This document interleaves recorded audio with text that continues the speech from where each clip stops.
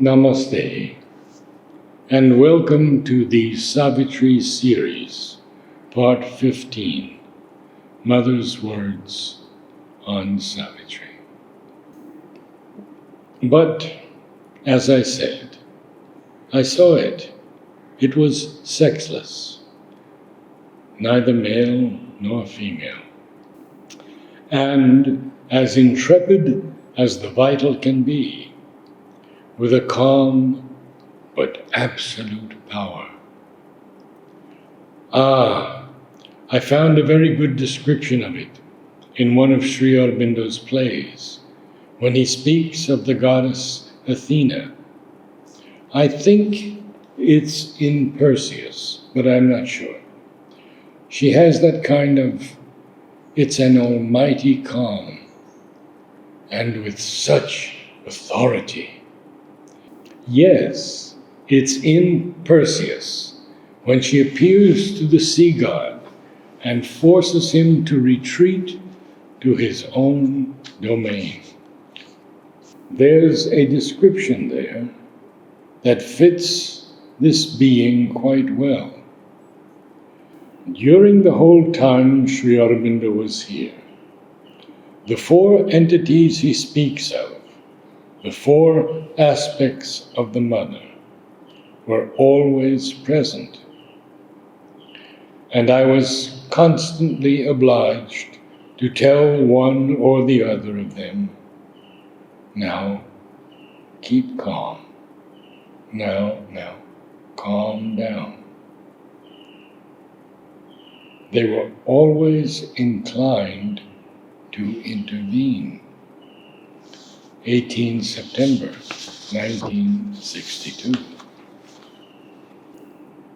I am not doing it to show it to people or to have anyone read it, but to remain in Savitri's atmosphere, for I love that atmosphere.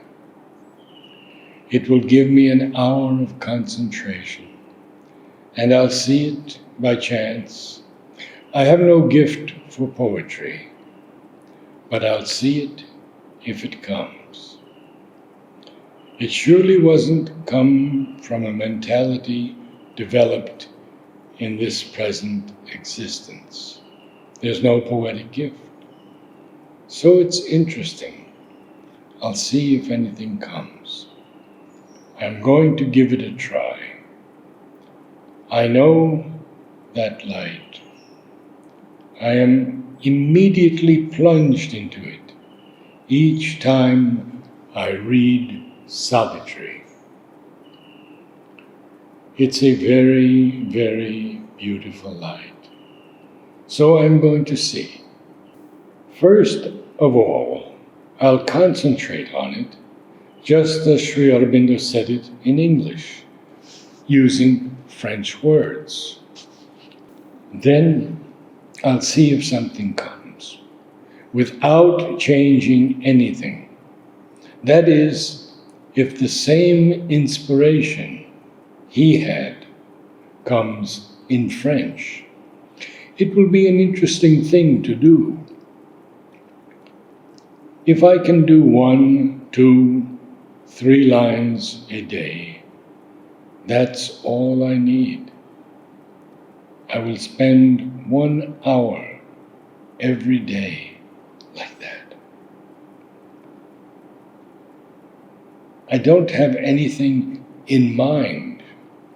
All I know is that being in that light above gives me great joy.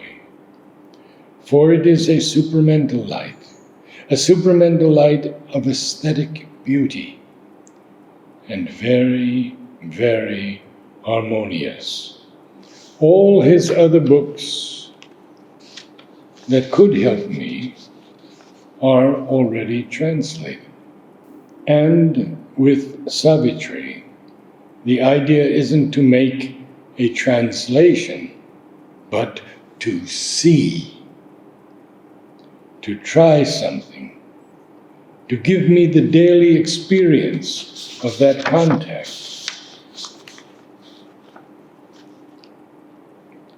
I had some magnificent experiences when I read it the first time, 2 years ago, I believe. Wonderful, wonderful experiences. And since then, each time I read those lines, the same thing happens.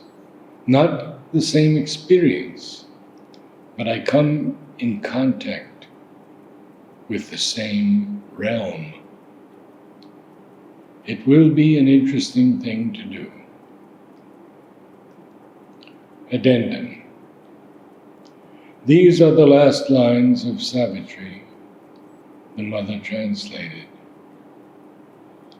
They were found in her notebook under the date 1st July, 1971.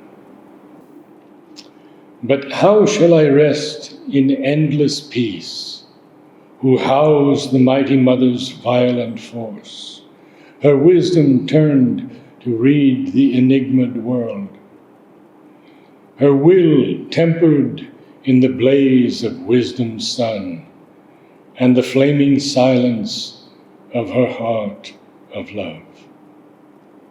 The world is a spiritual paradox, invented by a need in the unknown, a poor translation to the creature's sense of that which forever exceeds idea and speech, a symbol of what can never be symbolized, a language mispronounced, misspelt, yet true. The Mother's Translation, 1st July, 1970.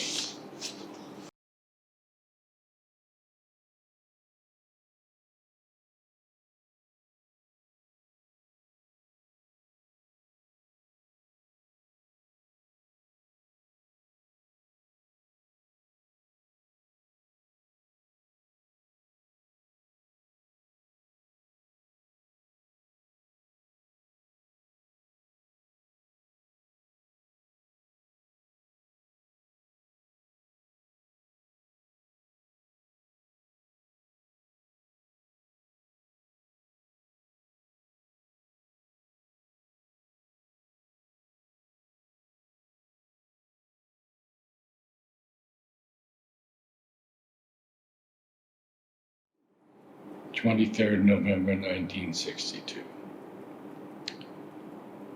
That's what I am experiencing in my body now. Exactly what you say. Each step forward forces you to make not a step backward, but a step into the shadow. And on the physical level, it's terrible. But your book shouldn't give the impression that it's always that way, that the light can't be established on earth until all the shadow is transformed. In fact, the very work of transformation is to change all this shadow into its aspect of light. The Mother is alluding to the paragraph in Savitri where Sri Aurobindo speaks of the dark half of truth. 30 January 1963.